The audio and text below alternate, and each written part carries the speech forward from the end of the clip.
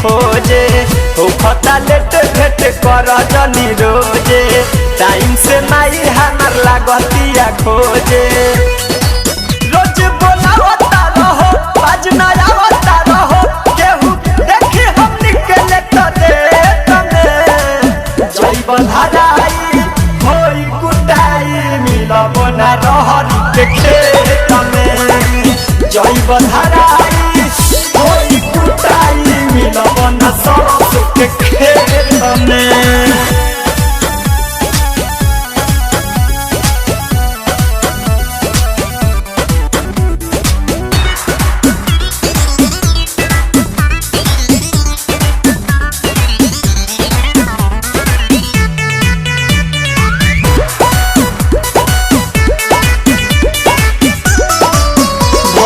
जब से हमसे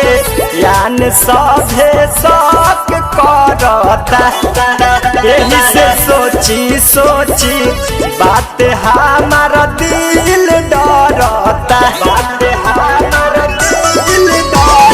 जब से हमसे यान सभे शक करता यही से सोची सोची बात हमारा दिल डरता बात के बुझल करहो ऐसे न जुझल करहो जदी रह जाई बबुआ पेट में जइब धराई होई पिटाई मिलब ना रहरी के खेत में जइब धराई होई कुटाई मिलब ना यादव जी के खेत में।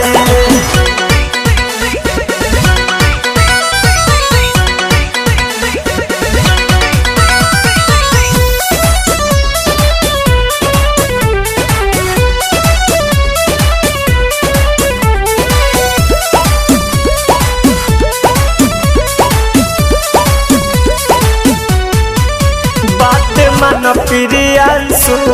देखली है नीति सनातन कुछ होई सतरूध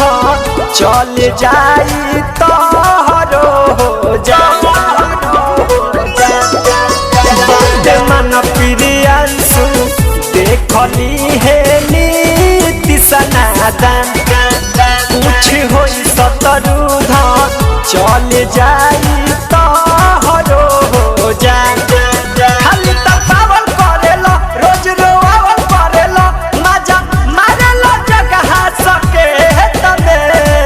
जइब धराई होई कुटाई मिलब ना रहरी के खेत में जइब धराई होई कुटाई मिलब ना यादव जी के खेत में होखता लेट भेट कर जनी रोजे टाइम से माई हमार लागतिया खोजे होखता लेट भेट कर जनी रोजे टाइम से माई हमार लागतिया खोजे बोलावता रहो बाजना आवता रहो केहू देखी हम निकले तो दे तमे जइब धराई होई कुटाई मिलब ना रहरी के खेत में जइब धराई होई कुटाई मिलब ना सरसों के खेत में। सुनले बनी यादव जी बड़ी मार मारेले।